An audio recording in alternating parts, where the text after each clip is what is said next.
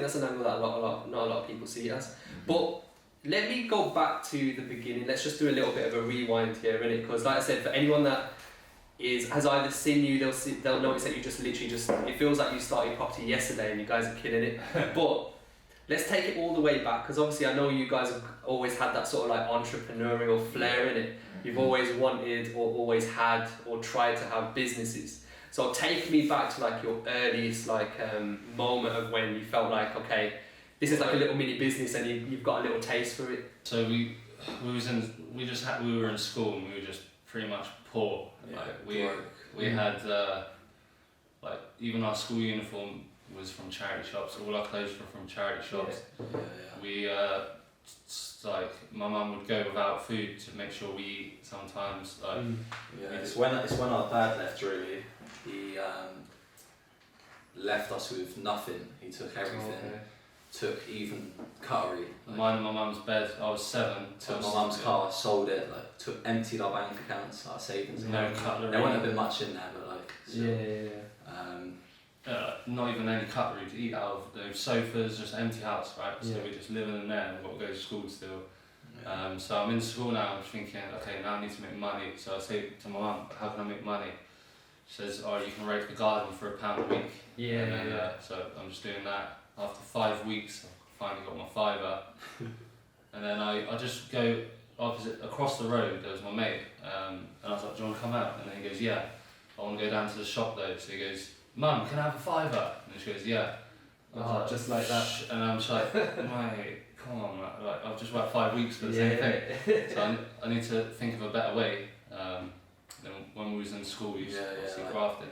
In school, we used to get £2 lunch money a day from my mum, which was good. Like you can get your food and that. But what I used to do was I would go to Asda and buy 5 packs of biscuits, 20p each, and I'll have a pack of biscuits for my school lunch a day for the week. And then I'll have £9, and then with that £9 I'll buy reduced cans of drinks, reduced sweets, everything on offer.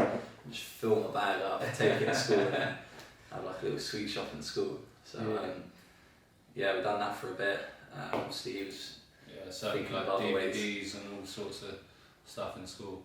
Do you feel like if that never happened, you probably would have been as inclined to go and do all the things that you do? So it's almost like, obviously, you kind of had a bad situation. It kind of almost forced your hand a little bit because you kind of never had no choice. And then off the back of that, just put it this way: I used to go around my friends' houses and be like, whoa. And just be like, and I used to just want their life. And now they're my age still rely on their mum still. I'm glad that I had to graft, and I learned so much from my mum. Like we used to live in an area where it's just benefits. So like no one works. Just before you say that, like, even though we lacked financially, like we was never short from love and guidance from my mum. I love that. So I love that. Like Syria, she showed us about work rate. I said, why are you like working when you could just sit at home, watch TV and get paid like everyone else? She's like, look, you need to work for your money. You need to understand the value of money and respect money. And I just seen her working through all weathers, having 3 different jobs just to like survive. So this is actually like so true. I never seen her like relax or sit down for 5 minutes. Like when I was a kid, that's not exaggerating. I've never seen her do it. So that's where we sort of the one thing that I would say, and you can kind of disagree with me, but I feel like this happens a lot when you're talking about like a lot of people that are kind of like almost have their hands forced, but I feel like when you're in that situation, your life can go either one or 2 ways. You can either, like you said, you can sit back and you can give up, and even like what you were saying to your mom, you can sit at home and think, you know what, this is the best I'll ever have. Or you can go out and you can go and try and do something, and that's what I see that you guys did from a pretty early age. Definitely. I remember saying as well at the Newbies event, which was sick, by the way. That was an amazing day. That was one of the best days of my life. But I said to you then, my mum had a picture on our wall with a finger pointing at us. Like whoever looked at it, and it says 2 types of people in life: fighters and quitters. Which one are you going to be? And Like, no one wants to be a quitter, do they? So You see, this is what I think for you guys, you may or may not see it, but you say that no one wants to be a quitter. You'd be very surprised at how many people in that situation would have broken and then would have gone down a wrong path. I do feel like this is a conversation me and you, both of us, we were all having a little bit earlier. We were talking about, are entrepreneurs born or are they made? And there's always arguments for both in it. So you'll see like someone like Gary Vee will say, well, entrepreneurs are born, there's a sense of genetics in that. Cardone will say the opposite. A lot of people say... So my thing is, like, if you was just, there's people that are born, they're just entrepreneurs. So what, you can just lock them up in a room and like feed them, and then when they're 18 they can come out and they'll be an entrepreneur. No, your life struggles and everything you go through in life changes your DNA, changes the way you think, changes how you are. Like, so I think it's made. Like how you're brought up, your environment, what like you're surrounded by. So for example, you could have someone who's had everything given to them, like their parents, they want to do best for them and they sort of spoil them. But then if something goes wrong, they don't have that hunger to, do you know what I mean? Like go out and get it themselves. Sort of it's weird that you say that, because I do feel like, and obviously I'm part of this generation whereby I feel like I have had it easy.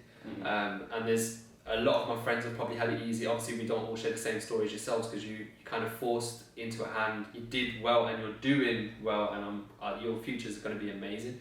But a lot of our generation are pretty much quite comfortable, do you know what I mean? So you almost feel like you lose a bit of that entrepreneurial flair, like, do you know what I mean? Like, you're not really forced to have to think outside the box, you haven't got that survival instinct kicking in. I've started writing notes recently. Whenever I have a thought, I just write it down, and I might even try to get it up actually.